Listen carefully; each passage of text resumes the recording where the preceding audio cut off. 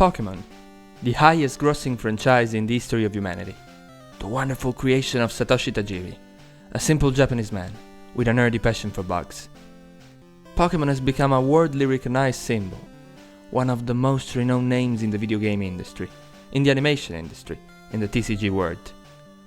If we look back at some of the most important titles of the brand, we see a part of the history of video game in the making.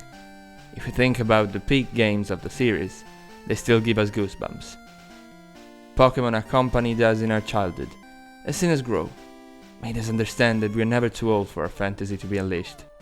But now, every time I think about Pokémon, I feel like something's changed. But to understand the problem I'm talking about, I guess we just have to take a closer look at some very interesting data. For this very complicated experiment, we'll just consider the Pokémon games and Zelda games of the Nintendo Switch era. You might ask why I'm doing this comparison, but the answer is pretty obvious. Pokémon and Zelda, along with Mario, have always been Nintendo's biggest series, with the most accolades and some of the most unanimously appreciated games. Now, the Switch era started in 2017, and it's still going. But in 2017, Pokémon was still releasing on the 3DS console, finishing the very badly aging Sun and Moon project. In the meantime, Nintendo released a new Zelda game, Breath of the Wild. In 2018, Pokémon Let's Go Pikachu and Eevee were released, and in 2019, it was Pokémon Sword and Shield's turn. In the meantime, Zelda's team only released Breath of the Wild's DLCs and a remake of Link's Awakening, entrusted to a totally different creative team. In June 2020, the first Sword and Shield DLC was out, and the second part was released in October. In November 2029, there were Brilliant Diamond and Shining Pearl, a sort of strange 3D remastered version, because I refuse to call them remakes, of the original games. And a few months later, one of the most ambitious Pokémon projects in the recent history of the franchise was released. I'm obviously talking about Legends Arceus, early 2022. Oh, and in the meantime, Zelda released the remastered, only a simple remastered of Skyward Sword in July 2021. And then, in late 2022, it was Scarlet and Violet's time. And now it's their DLC's time. At the moment of recording this video, the second DLC is yet to come out. But it's a matter of days. Oh, and in May 2023, the sequel of Breath of the Wild, Tears of the Kingdom, was released. So, what do we understand now? Basically, in the last 7 years, Nintendo only released 2 Zelda main series games, 6 years apart one from the other, whilst Pokémon released 3 to 4 main series games, and launched 2 new different line spin-offs with an only partially different creative team. Breath of the Wild became the first game in Nintendo's history to win the Game of the Year award, and Tears of the Kingdom is on its way to possibly be the second, whilst the latest Pokémon games are just on their way to embarrass themselves, every year even more. The general feeling around the Pokémon franchise is that, at least today, the Pokémon company doesn't care that much about the games anymore. And the reason might be pretty obvious. I've mentioned at the beginning of this video that Pokémon is the highest grossing franchise in history.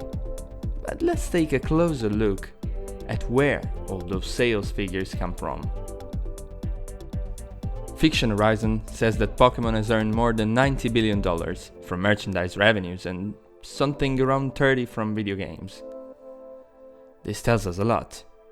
Plushes, TCG cards, every possible gadget and collectible are the main source of the Pokémon franchise's wealth. Whilst the games, also considering other revenues like the ones from the box offices, etc., are only a quarter of their total earnings. So then, if it's not even their biggest business, why do they keep putting new games out on the market like every single year? Why don't they instead focus on making the games more complete, more complex, graphics and gameplay wise? Pokémon Scarlet and Violet sometimes seem like a joke, a literal joke. I mean, sometimes it feels like you're playing the beta of a game that's going to be released in a year. But the answer to this question is really simple. New games with new Pokémon allow them to produce new plushes, to sell new cards and so on. So their business is entirely powered by putting new games out on the market. And that's precisely the problem of the franchise. And the more it grows, the bigger the problem gets. They are now, for quite like the first time in their history, trying to stretch the life of their games with DLCs, not realizing that the right way to stretch a game's life is to take more time in the making, and, very simply, making it better. I think the Pokemon Company would still sell a lot of gadgets if they released the game every 3 years, and not every damn winter. And since the franchise is so big and rich, I don't think having entirely different themes for each series would be a problem. It's not a problem for any other Nintendo series, and some of them sell pretty much less. Why should it be for them? When last year they released Pokemon Legends, I felt like it was something revolutionary for the franchise, with all their lore that I'm really in love with. Finally, we were diving into the past of Pokemon, with not even close to perfect, but at least renewed graphics, an open world-like system, different challenges, and a different system of progress. I found it beautiful and enjoyed playing it a lot, till the very end.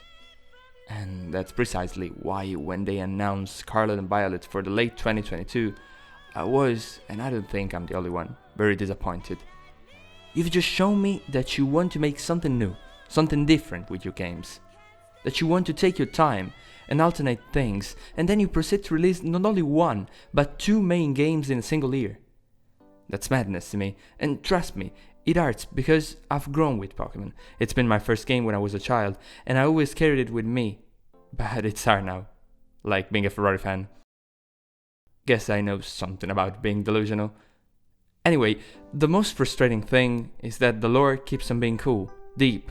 The idea behind Area Zero and Terrapagus is very fascinating once again, and the multiple teasers they are giving us of a possible Gen 5 remake and Legends game in Unova is so ecstatic for me, because my journey started with Black and White. The game's so good that they sort of killed the franchise, the point of no return, the absolute peak that was never reached again.